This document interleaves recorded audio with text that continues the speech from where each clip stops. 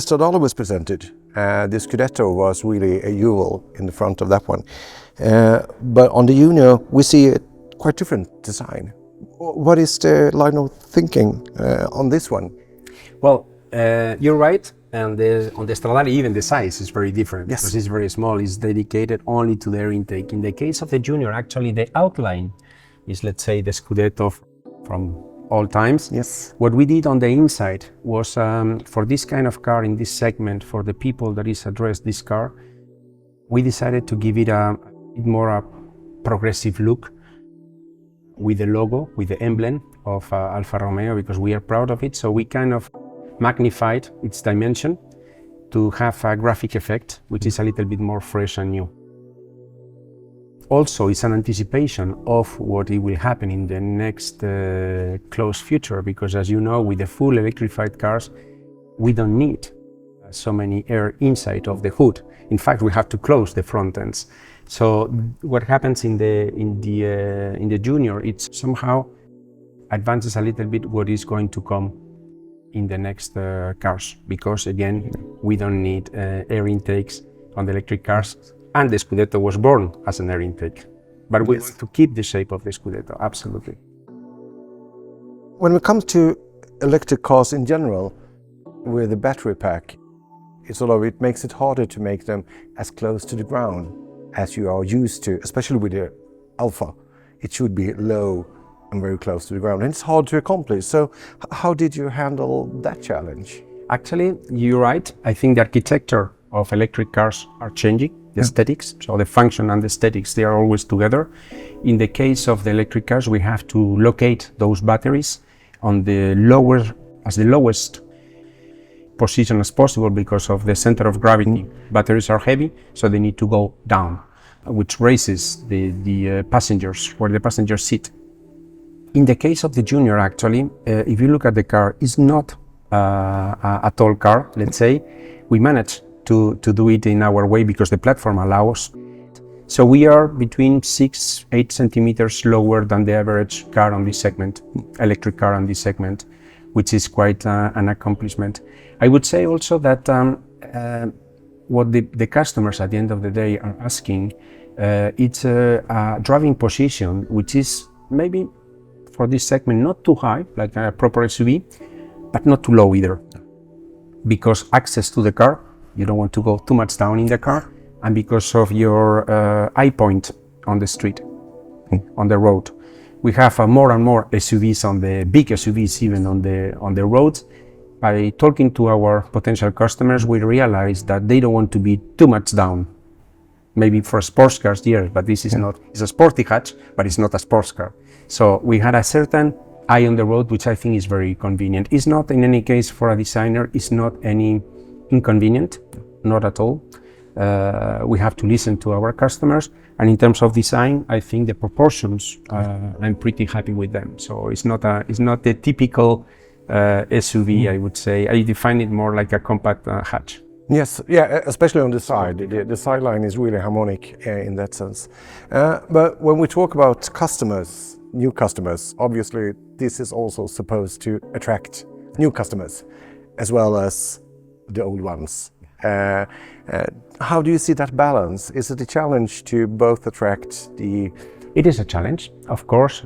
What I can tell you is that we had just an anecdote to start with, is that some of the customers of the 33 Stradale, they order also a Junior, which is very good news actually. I'm actually designing now the Librea, so the colors of the 33 Stradale of one of the customers into the Junior to have the same colors, which is quite fun.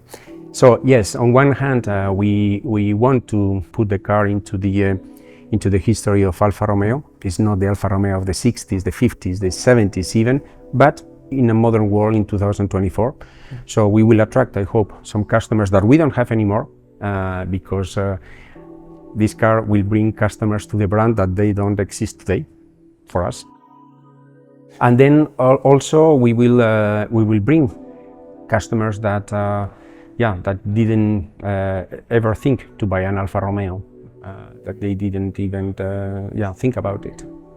And at the same time, I see a lot of design quirks here and there. getting a notion back in time to other models. Has that been a deliberate decision to try to find design elements from previous classics? I was looking at the sports chairs, for example, and they very much look like also a bit of the Alfa 156 GTA chairs as well. Or seats. Is this a deliberate thing to try to find these? That's a good point. That's a good question. Actually, we didn't want to do a kind of a retro design, because to do a retro design, you have to have a precise icon to base your ideas on. Like, for instance, Fiat with the 500, Mini with the Mini, Volkswagen Beetle. We didn't have that in this segment, in this kind of category. So what we did was to do a modern car that will look again. It will appeal to the customers from Alfa today, but also to the new customers which are not in Alfa. But in doing so, because we are Alfa Romeo, we need to put, first of all, the spirit of the brand, so the sportiveness, which I think we achieved, but also some little wink on the eyes of things here and there. Things which are new, and I understand that it's a little bit like shocking when you see something new, this is normal. Things which are new, and things which are a little bit more, brings you a little bit more in the world of some of the cars of Alfa Romeo in the past. We have a kind of a surface that also reminds here this Giulia GT from the 60s. We have the quadrifoglio wheel, we have the canocchiale inside, we have the kind of a coda tronca at the back that reminds not any precise car, but reminds a universe of coda troncas of Alfa Romeo. Mention the Giulia Zagato, for instance, or even the line on the side which has this ondulation, the shoulder line. I think we should. This line that you see here, the GT line that has a kind of a ondulation at the back to give visual power to this area, which is similar to what Giulietta is doing or was doing at the time. So, modernity, fresh, some characterful spirit, but also some little things that really bring your attention as an Alfa fan. Yes, and I have to say that in real life, it really pops. It works very well in the flesh.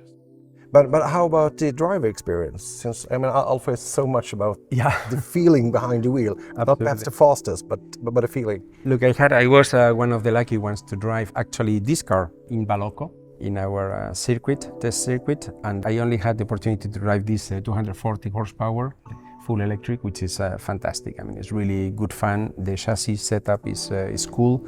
The car feels like like an Alfa should feel, very direct, very playful. Very little roll. The acceleration is great. Always in terms of, for electric cars, in terms of a maximum speed, you are limited. But anyway, you are limited for other reasons. Yes. But the acceleration is something that really puts you smile immediately. I think that's quite an important thing. Yeah, the smiling effect. Yeah. I like that. Yes. Yeah. Great. Thank you very much for this. You're welcome. Small talk. Thank you. Welcome. Thank you. Thanks.